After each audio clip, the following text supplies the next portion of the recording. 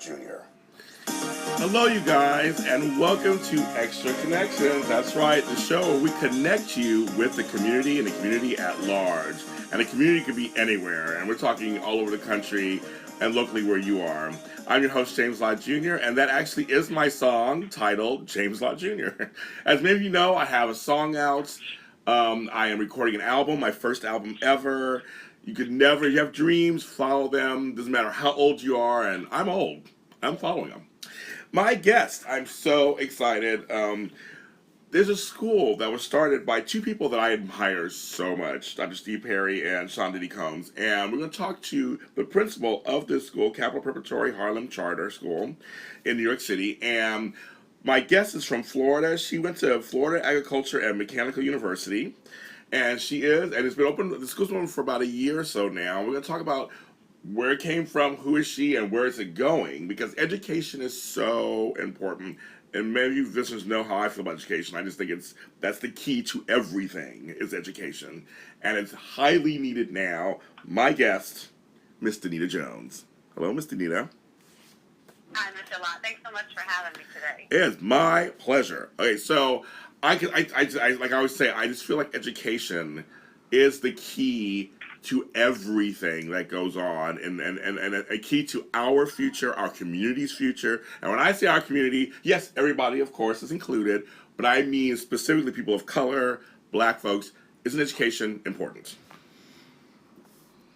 Absolutely, absolutely. And so I want to go back to what you just said about yourself. If you have a dream, that you should follow it. And the only way you can actually follow those dreams is by being enlightened in how to do that, how to create a path, how to create a plan, how to execute that with fidelity to ensure that your dreams do come true. So in order to achieve anything really meaningful in one's life, we do have to have education. Does it always come in a formal sense? No, not necessarily. It may come informally from those that we interact with. But can you definitely multiply those goals and success beyond that? Yeah, by being able to connect to individuals who are like-minded, who can put you on the right path and do what Capital Prep Harlem has done exceptionally well, Capital Prep Schools, for the last 13 years. That's go to college. And so that's our end goal here at Capital Prep, to connect children to their destiny, to allow them to see their dreams come true by getting them to college.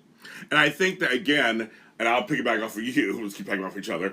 I think that sometimes formal education, sometimes it falls by the wayside. I want it to be as important. I mean, yes, street knowledge and stuff is good too, but I really want to press upon the people that a formal education really can work wonders for you. And how do you feel about that? Absolutely. Yeah, absolutely. So, again, for the last actually 13 years, Capital Prep Schools has had a single mission, and that's to get 100% of our graduates accepted to four-year colleges and universities. Our children come from inner city Hartford, Connecticut, inner city Bridgeport, and soon Harlem, New York. And so what we look to do is take what we consider to be the forgotten children, right? The ones that society has decided this child's not capable, this child's not competent, this kid can't do it. And we say, you know what? Actually, they're much like seeds, and when placed in fertile ground, they absolutely can. And so year after year after year, Capital Prep, under the guidance of Dr. Steve Perry, has seen 100% of their children transition on to four-year colleges and universities. And that's because they are competent, they are capable, and when given an opportunity and access to quality education, they can thrive and do very well in the formal education setting.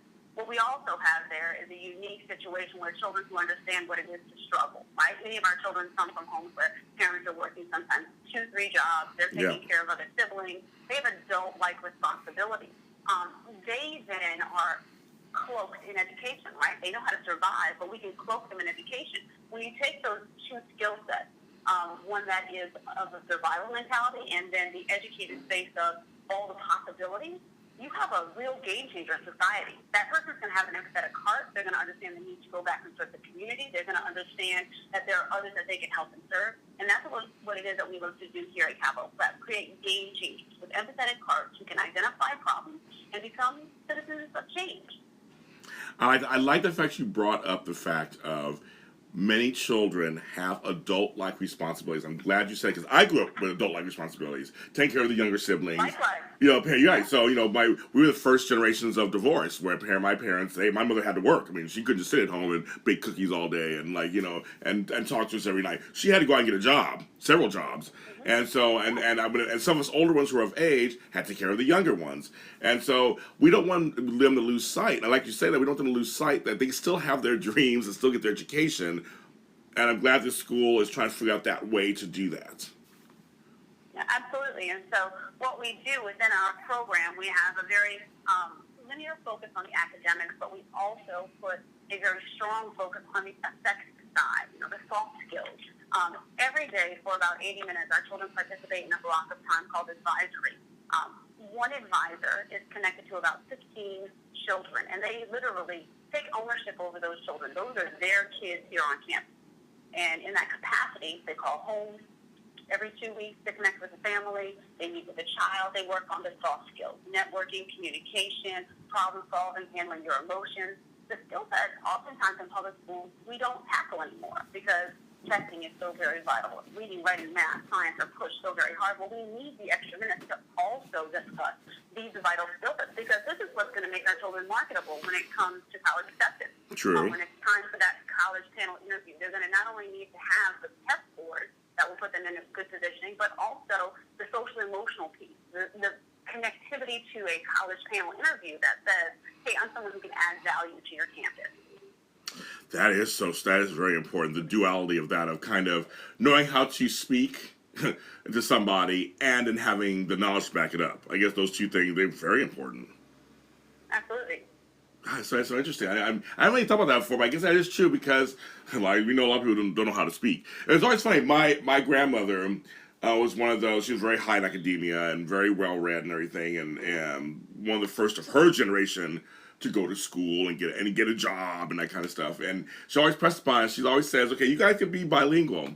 And we say, "What do you mean?" She goes, "You can talk, all the slang and all that, as long as you know how to talk properly. Like, as long as you got that down."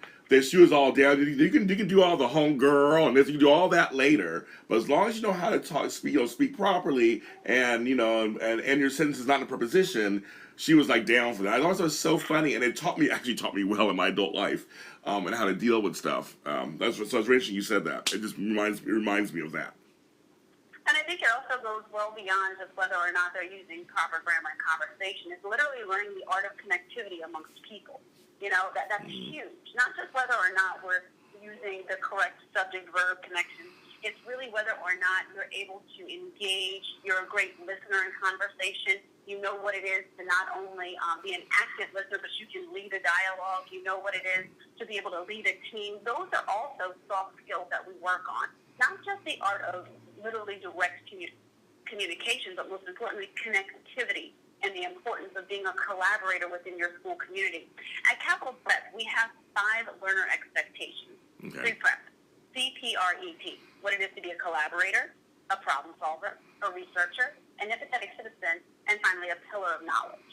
We build all of their academic experiences around these 5 learner expectations, the academic and the affective, in order to create this really robust learning experience that allows them to have strength in both areas to make them, again, as I referred to it earlier, marketable when it comes time for college, so that they have the experiences, they can speak to the experiences, but then they can also go back and say how these experiences will in turn add value to the upcoming college campus.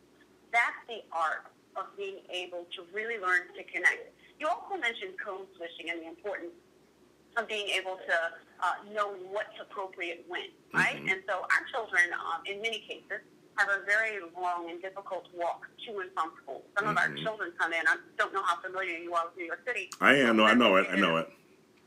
Spanish Harlem.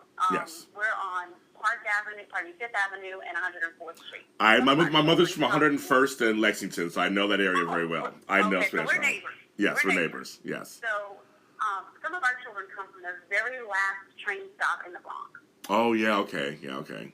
To be to school at 4 o'clock in the Wow. morning. Now, these are 5th graders, essentially. These are old 5th graders coming in for their first day of 6th grade. These are children coming in at 5:30, 5 o'clock in the morning in order to make it to school. I mean, that at times can be a very difficult and scary commute. Yes. And so that code switching piece is important. You need to be very street savvy, and when you get here, it's essential that they're ready to jump in academically. And so that's also an art. And so we look to be able to create well-rounded children who know how to exist in the boardroom, but also when they're just with their family and friends and they're connecting with people on a daily basis. Yeah, I bring up the language thing because that's one of the, I do TV shows, I do radio shows, I do stuff on Black culture, and a lot of people bring that up. They're always afraid that education means you lose your culture, or whatever that means. And it's not. You and I both know that that's not. You don't have to. That's the reason why I brought that piece up. But I do completely agree with you. That's what this. I'm a life coach. I talk about this all the time about active listening, knowing how to really listen, active observation, knowing how to observe a situation, knowing your audience when you speak to them. I believe in everything you just said. I completely agree with also because like I'm in entertainment. I have to use every skill you just said. I have to use every day to book guests, to talk to guests, to talk to PR people and this person over here and be on a panel. And I know everything you just said is so important. Everything you just said is so important to get ahead in almost every field nowadays in society. Absolutely. Absolutely. But I really want to press upon people. I'm glad you explained it. No, you don't have to lose your culture. That's something I always get that all the time. And James, you talk white, or you're an Oreo. I was like, no, I just know I speak at certain times when I speak. I can get down home at certain times too, like when I need to. Like it's actually, like I said, it's actually a great thing. I get to have these several different worlds that I can go back and forth in, and they're both beautiful in some way. Absolutely. And you can add value in both worlds as well, Yes. and both worlds will add value to you. And the further you can reach and extend yourself outside of your comfort zone, the more you'll learn. So now, how did you? I mean, they picked you. I mean, first of all, yes to women. I say women are the salt of the earth. They're the ones who can multitask better than men can. I think women naturally have those abilities. How they come to picking you as the principal? That's a really great question, and I appreciate that very generous introduction. But I just really feel like Capital Prep has a certain set of values, and those values are radiated through all of our team. Okay. The C-Prep concept does not just apply to our children. It applies to the illuminators, because we don't have teachers. We have illuminators here, and it's not just a name change. It's really a lifestyle commitment. And I explain to individuals who are applying for positions here that it's important to understand, in order to add value to our campus, you have to first really have a commitment to what it is to be C-Prep. And I would probably say how I actually was blessed with this position came because I live C-Prep. I'm really a person who believes in what it is to collaborate, to problem solve, to research, to be an empathetic citizen, to be a pillar of knowledge. And I met Dr. Steve Perry about maybe 5 years ago, just studying education.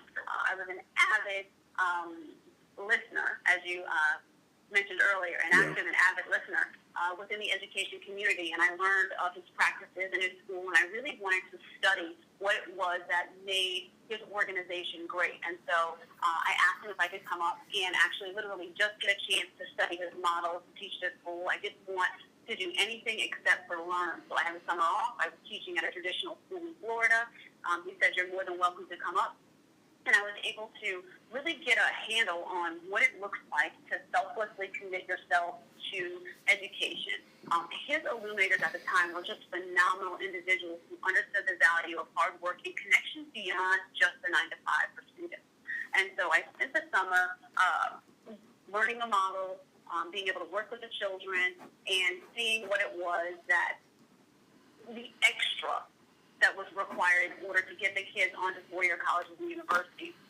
After that, I went home with a different set of eyes, quite frankly. I literally went back to Florida thinking completely different about education, what goes on in the classroom, how it should be run.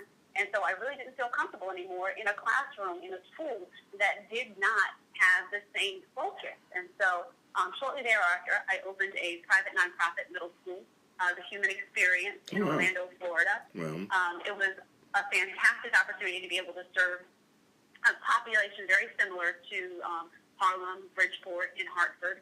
And revitalize what it is that we do in education. I took all of the best practices that I learned from Capital Prep and applied them to basically an Orlando school setting.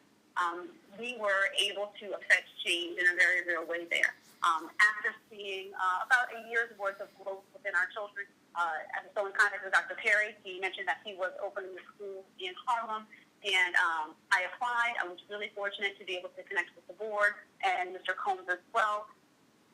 It was a great fit. It really was a great fit, and I've learned the importance of what it is to be able to apply not only your skill set, but your life's work to education. And so, as I mentioned, our team and our illuminators here do a phenomenal job of being able to go above and beyond to add value in a way like I've never seen before.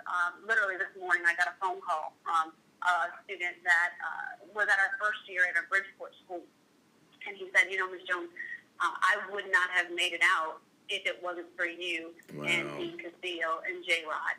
And for somebody to say that about, what you consider to just be a blessing to participate in, I mean, that's a win-win. It really is a win-win.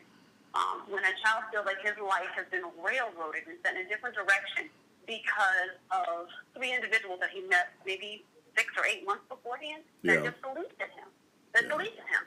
And I know full well this young man is going to be a catalyst for positive change. This is the best job on the planet. There's nowhere else that you can get that level of instant gratification in knowing that for generations to come, children and lives will be improved because you and the team took time to be able to pour love and respect into children. I mean, this is the best job on the planet. It makes me. I have grandchildren, so it makes me excited to hear that the next generations. I can have to worry so much. People like you out there who are doing stuff like this, because I always worry. I'm always like, what these next generations going? How they're going to come into their own, and how they're going to continue to fight the good fight and be productive members of society. And I'm meeting more and more people like you out there who are doing these things in these schools and education. I'm just amazed.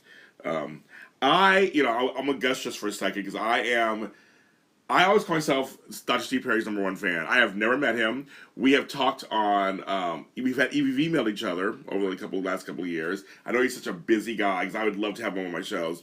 I am such a fan of his work. And this will Save Our Sons and everything. I mean, I've been a fan of his for years. And I just think he really does care. And that's why I think the school and all this and things he's involved in, and I can see why you're such a great fit. Because I can tell you care also.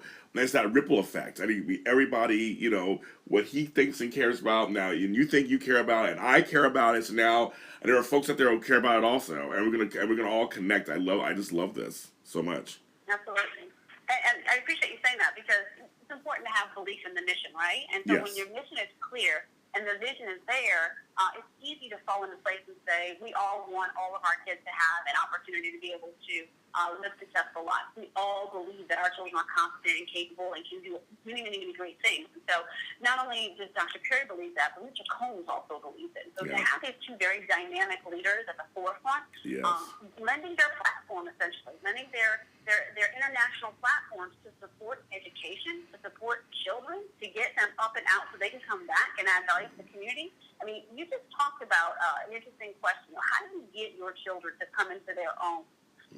Well, the way in which that happens is by teaching them what it looks like to add value, to figure out what their dreams are, to follow them relentlessly, and really get in that stride so that they're living their life work on purpose, with intention on a daily basis. And that takes for you to really work on that internal self-development, the effective skills. And so I really feel like Dr. Perry, Mr. Combs understand that very well. They're very focused individuals. They know what their life missions and goals are, and it's important to connect our children and show them they're just like you, and they believe in you, and you can do it too because they did. And they're so thoughtful in what it is that they've done. They now said, let's make this available to more. And I think for our children here in the classroom to know that two individuals like Mr. Combs and Dr. Perry care about them so much that they literally invest their time, their effort, their energy, and their namesake within our organization, I mean, it changes lives. It's changing lives. And so it's really awesome to be able to have go-to leaders in a position where they're willing to put it all on the line for our kids. It says a lot.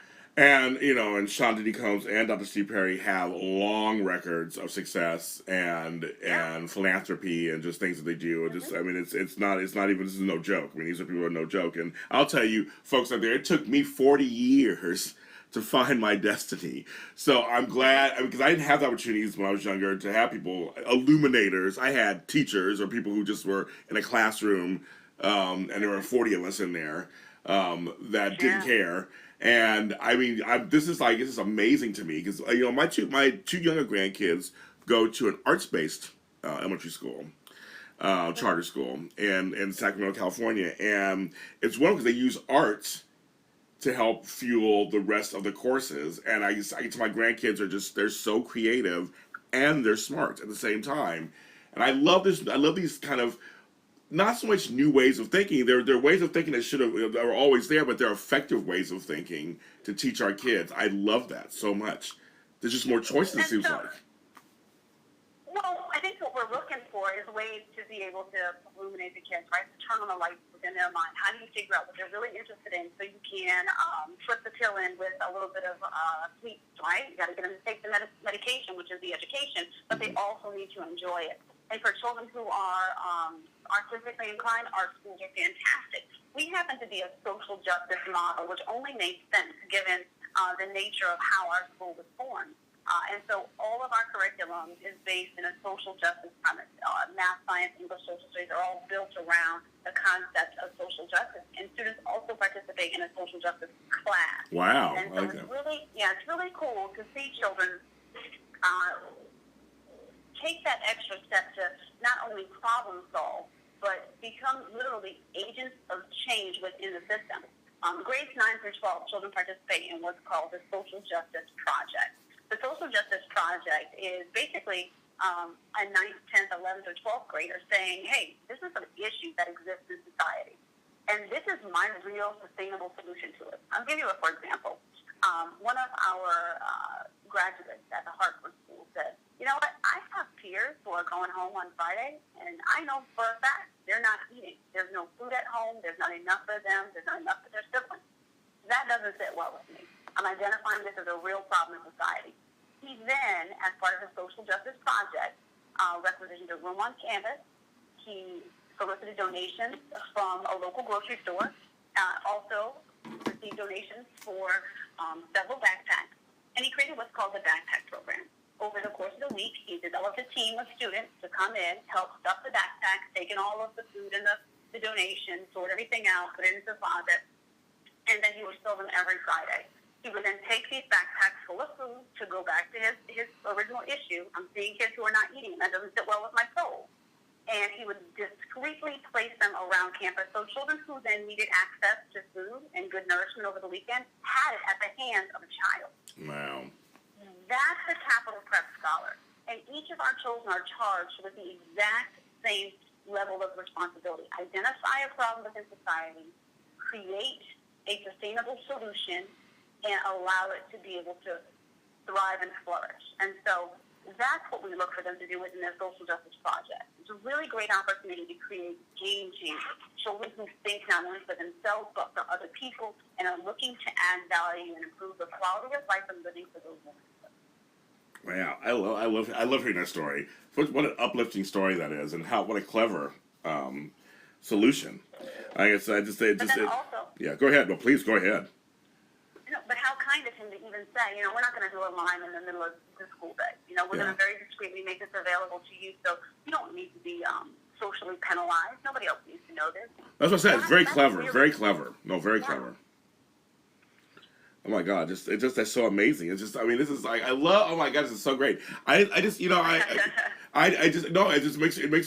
warms my heart because, like I said, I'm getting, as I get to do these shows and I get to talk to more and more people, I'm getting a sense that there are folks out there who are trying to affect change in the world and our children. Because I believe the whole adage of, you start with the children now, you won't have broken adults. I completely believe that. I'm completely into that. I'm Absolutely. like, yes, start young, get them while you can, help mold and shape them and show them, like you said, show them hope basically. Show them opportunity, show them openness.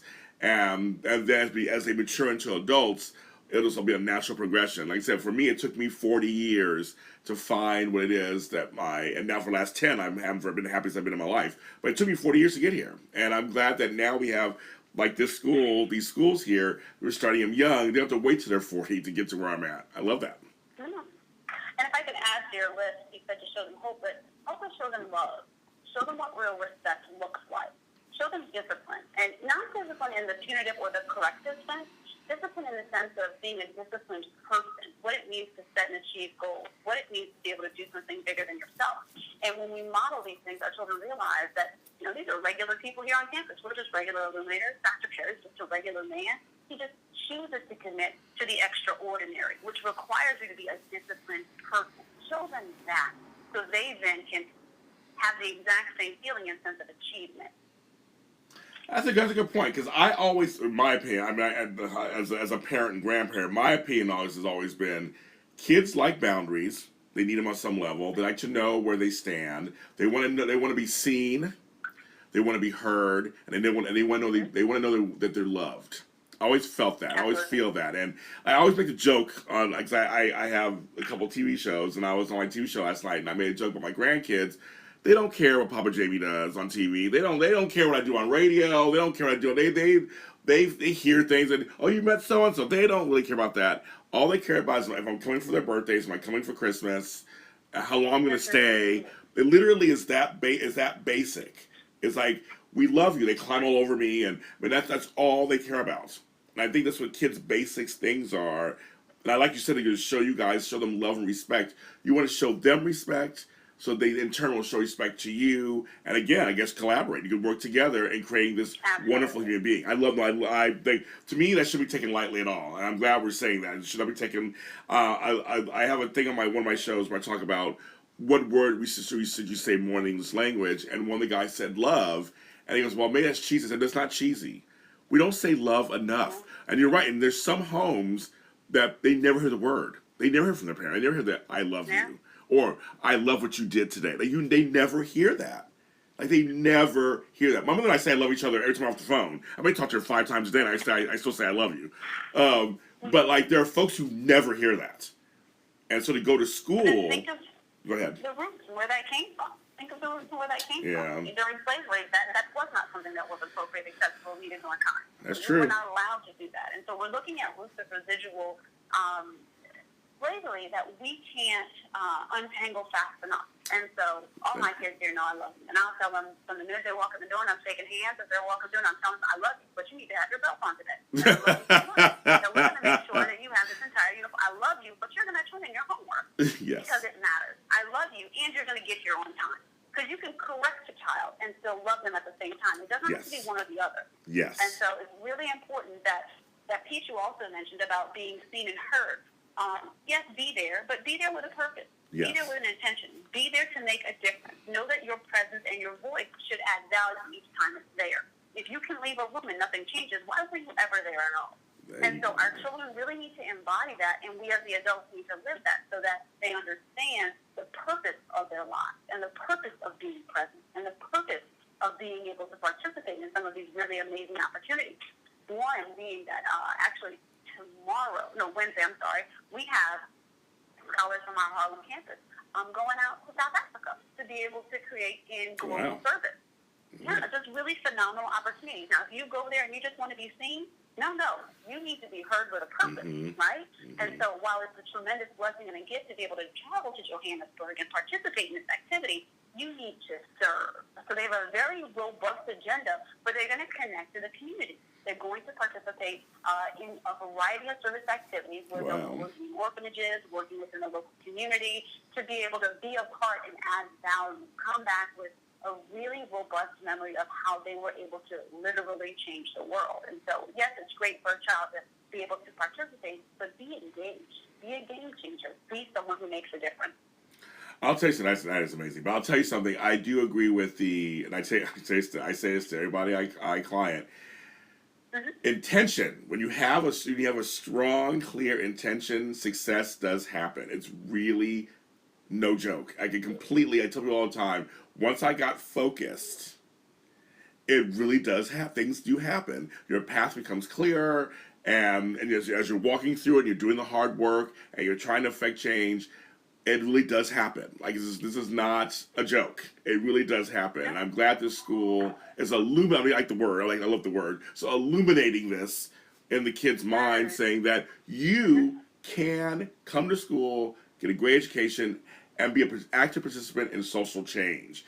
And that is something that I think is, oh God, today is so needed, because I really worry about, and I'm just going to say this with people of color, I worry about our kids, because our boys and girls, for different reasons, but almost the same reasons, that the world is a little crazy these days. It's hard to navigate sometimes. Even as adults, we have a hard time with this sometimes. I worry about the kids, and I want them to be okay, and I want them to grow up and have every opportunity they can have. We're in America; we have some great opportunities here. I want them to be the best they can be and contribute. So, having these schools and hearing this makes me smile, because I get a little worried. I want it to work out for them. I really do. Yeah, and so this is a very different time than when you and I were growing up. Our children now are growing up on Instagram. The whole family's on Facebook. Yeah. There's this Snapchat society that's going on. Yeah. And this is not what we've ever experienced. So navigating this as a child is very different. Everything is a live television program. Every mistake you make, every trophy that you win, everything is live and everything is broadcast around the world. And so we are learning, but children also need to learn how to manage those things. So those things don't then manage them. And learning the limits and the boundaries around social media and what's appropriate and what's inappropriate. So this is a very different time for them, and it's important that we as the adults are in tune to what their needs are, but also helping them develop a strong sense of self so they know where and when to draw boundaries around these types of outside influences. I could talk to you forever. I swear to God, I could talk to you forever. You are amazing. You're an amazing person, and I mean that with all my heart. I think I'm gonna use the word. I love what you're doing, and I love your message. I love what we get an opportunity to do, just in sharing with children and individuals like yourself who are like-minded in other walks of life that just connect to the goal. All of this is not really just a capital press thing, but it's really all of the individuals who believe in children and education that are in a variety of industries that can help us move this forward, that can help us conceive the message. We're far less of a school and much more of a movement in education that requires everybody with whatever talents that you have to join this fight so that we can get our children, yes, our brown and our black children, yes, our boys and girls, but low socioeconomic status. Yeah. Our children who are being tunneled, literally channeled into prison. Yeah, they are. Into low-paying jobs that are beneath who they are. While all jobs are honorable among men, if you don't consciously choose and want to cut the grass in Central Park because that's what you enjoy doing, you should not be forced to do that. If you want to work for waste management because that's what you enjoy doing, you should do it, but you should not do it because you feel like it's a last-ditch effort for you. Exactly. Because someone strategically pulled away your right to read, write, and count change in third grade. Just level the playing field. Just give them a chance, and then let them make their own decision on the other side of it. I agree with all that completely. It's definitely a movement that requires everybody's skills and talents, and we appreciate your belief in our vision to be able to help all children. I know, I agree with you. You said I agree, and I hope that, because I go to New York all the time to see my family. I hope to meet you in person and get a tour of the school when I come one of these days. Well, that's fantastic. We'd love to have. You know what I think immediately? I'm like, wow, our kids need to talk to you because you have a different platform. You can provide what your dream has been like. How did you get there? So this is all about, again, connectivity, being able to work together collectively to present our children with the plethora of options that are available to them. So that would be fantastic. I would love to come speak. I mean, to students or talk to some students. I'd love to. Actually, I would love to do that. I mean, if I can help in any kind of way, I would love that. And I go to New York. I go to New York like 5-6 times a year. You and I can talk and set that up. I'd love to do that. I would love to do that. It would be an honor just to tour your campus and see and talk to some of your students. It would be wonderful. So now, okay. So now, where can people find this? I know because you have a Facebook page. I know for sure. There's a Facebook page. Go ahead and like it on there. I posted it on my Facebook page for Extra Connections. So if you guys, listeners, you can go there and find. But where else can they find you guys? Do you have a website or anything you can find? We do. If you go to www.capitalprepharlem.org, all the information about our school is listed there, and you can figure out how to get involved. Okay, that's good. So yeah, because I think people, especially, you should get involved. Because I mean, this is if you believe in your children, your future, whether you have kids or not. This show's about community. Help your community. Be there for your community. You can still affect change at any age, and it starts with our children. So I highly suggest if you can look into this school, look into this program, and do what you guys can, because I think this is such a great idea. I love it. And it's also important to point out that we're always looking for top talent. And if you're a person in life, maybe you didn't go to school and study education, but you've always been that Bible study teacher or the coach that's always engaged with kids. You just have a genuine love for children, a respect and admiration for what it is that they're going through, and you have a good level of connectivity with them. We're looking for individuals like that who are interested in illuminating the way, essentially, to be able to come and connect to our kids. So definitely looking for professionals who are interested in figuring out how can they add value to the community. I like that. Yes. So you guys, you heard that first. You heard that here first. Danita Jones, principal, she's working it out. You're an illuminator too. You're an illuminator. You're illuminating this stuff. I love it. This is Extra Connections, you guys. And we're on Spreaker.com. We're on iTunes. You can go ahead and follow us and share this podcast with everybody. We're on every Wednesday, and you can share this with everyone out there. You can, and you just get the word out. And I will talk to you guys next time.